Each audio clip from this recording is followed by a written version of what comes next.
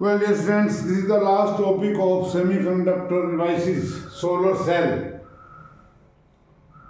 So, solar cell is a PN junction diode.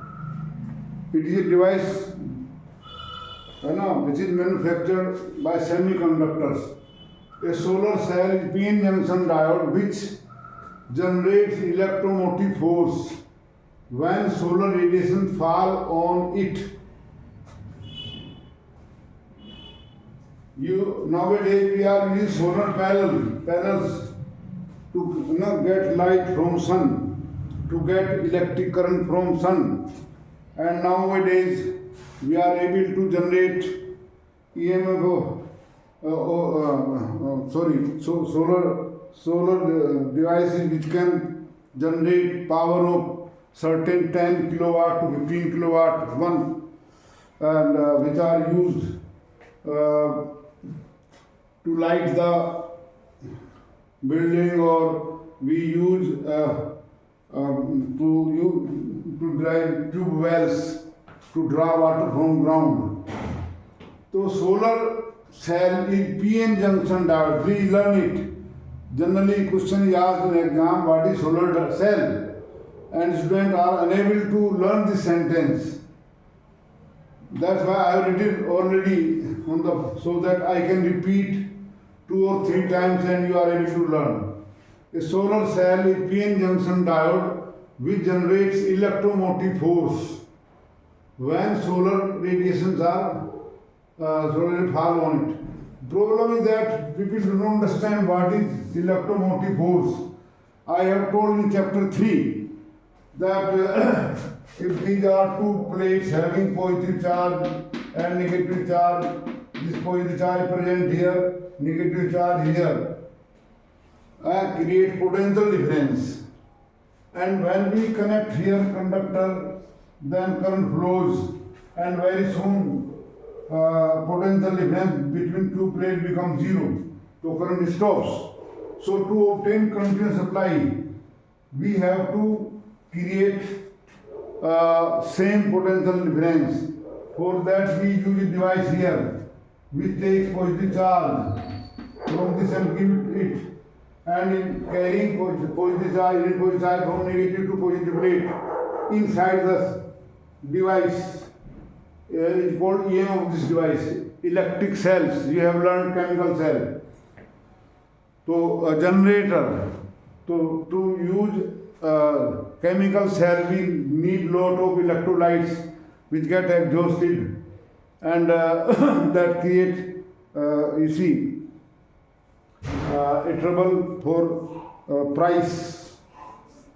And our generator, either they are run by coal, we produce energy by burning coal, heat, water, steam engine is used to drive, or we use petrol and diesel which leaves lot of carbon or smoke in the atmosphere, creates lot of pollution. All those such sources create pollution. But this solar cell simply take energy from the sun, convert that into electrical current. So it is very cheap as well as eco-friendly device by which we can generate electricity. Now, how does it work? I will explain later on, but first of all, we should try what is this. I told it is PN junction. To prepare a cell, actually we need a very thin wafer of N type. Actually I am drawing the diagram so that you may draw this diagram. Once this diagram was asked in board exam and students were not able to draw this. Though it is not so big, I will tell you this thickness of N region and that of this P region, and then it is here. मैं थोड़ा बड़ा कर दिया.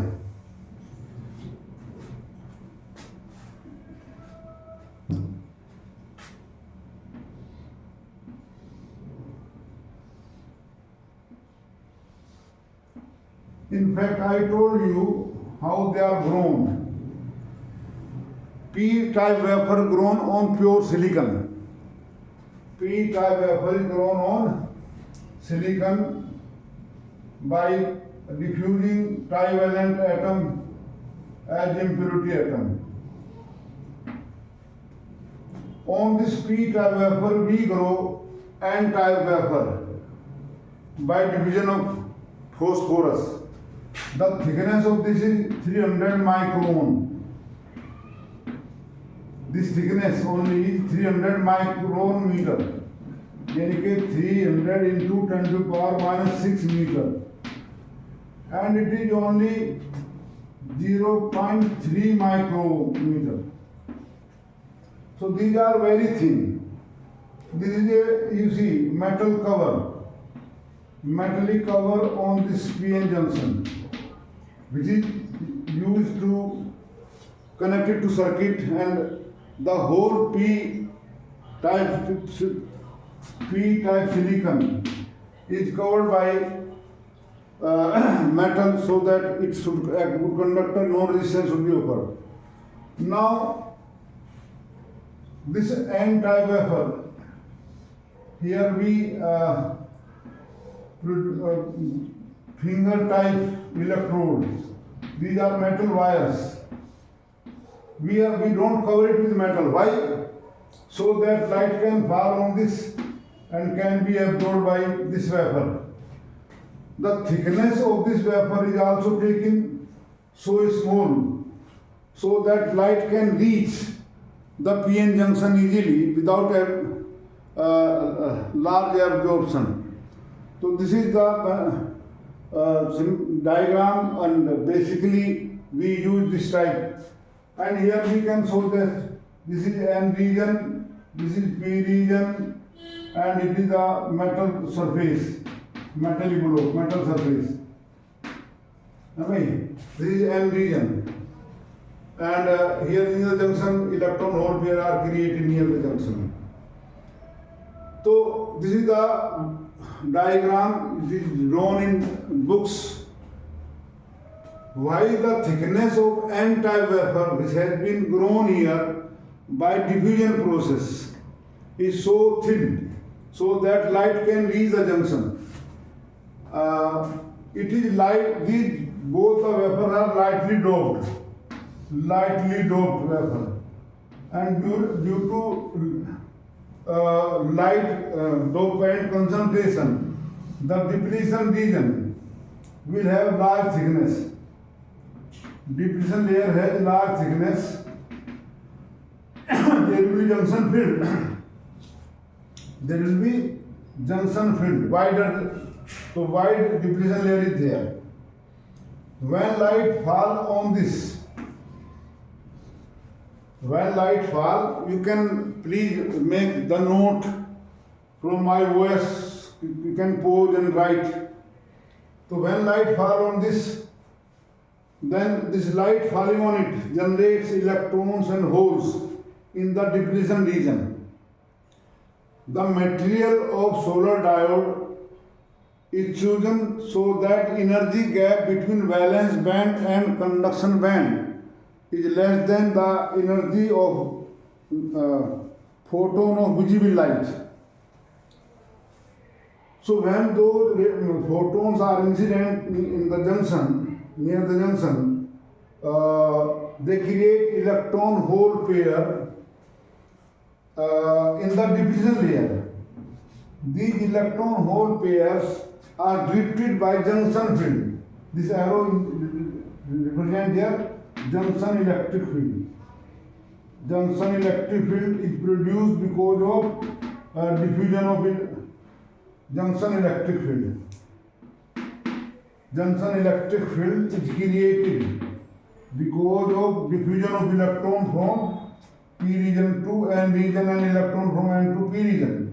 That division creates a net negative charge here, positive charge here. So that way potential difference appears across junction. Potential difference divided by length gives the electric field. This electric field is about 10 to the power 6 volt per meter. So this junction field accelerate hole from N side to P side, hole goes this, electron goes this. And they are accelerated to reach this side here. So there appear net negative charge and here appear net positive charge. The potential difference is created. Potential difference is created. Now, when potential difference is created, so what will happen? Just I was telling that we have to maintain a constant potential difference to get a continuous supply of current. So now if we connect this PN solar cell, this is a junction region, so we connect it by a conductor this way, so current flows in this manner, because here there is positive charge, holes are there, electrons are there, and a potential difference created by generation of electron hole pair when light fall on them. So sunlight radiation, visible or even infrared radiation can generate. I will be telling you later on what material should be used. So current will flow. But what's the problem here? The potential difference created of certain milli or microvolt order, and we need potential difference of some certain sufficient voltage of 5 or 10 volt. For that we have to connect so many cells in series. If we connect the PN junction diode, by symbol तो ये है, when light fall on it, it can produce current like this, we show like this. So if we connect them by conducting wire like copper wire, that has resistance, so electricity generated here will go waste in the form of heat due to resistance.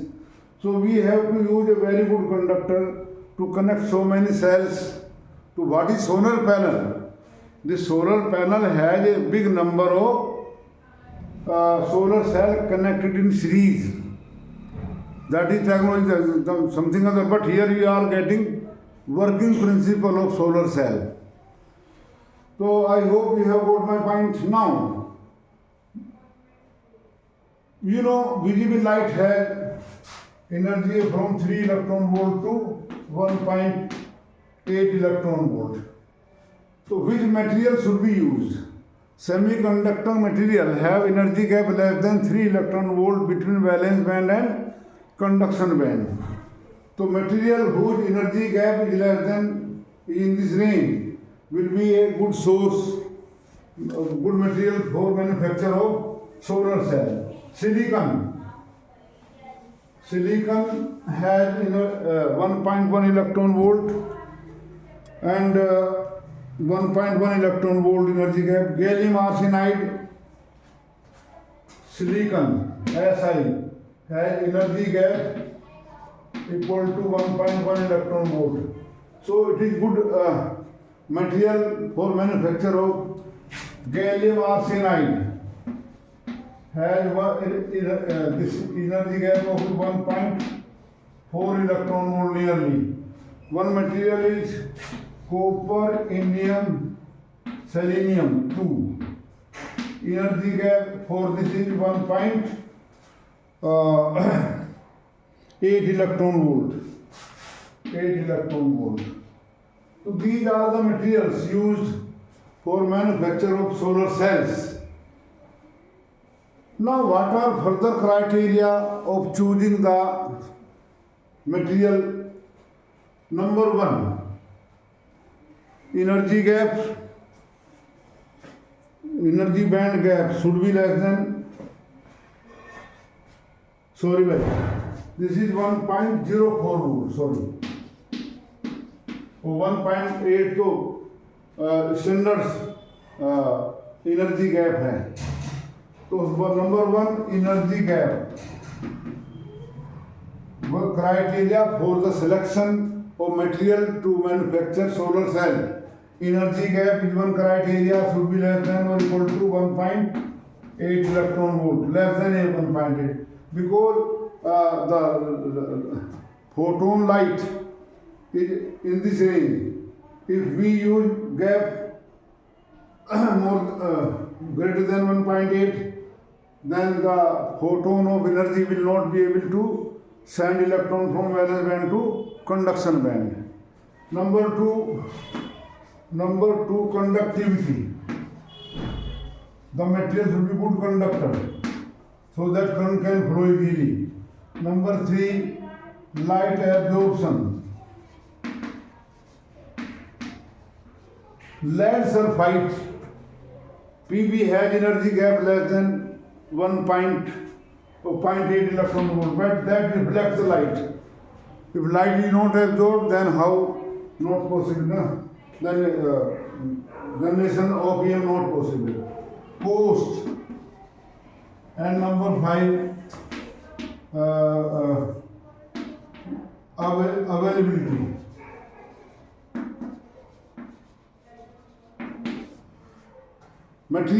Raw material availability also is one criteria.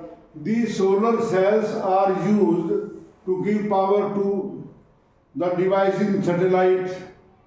Now we are having a good use in, many people have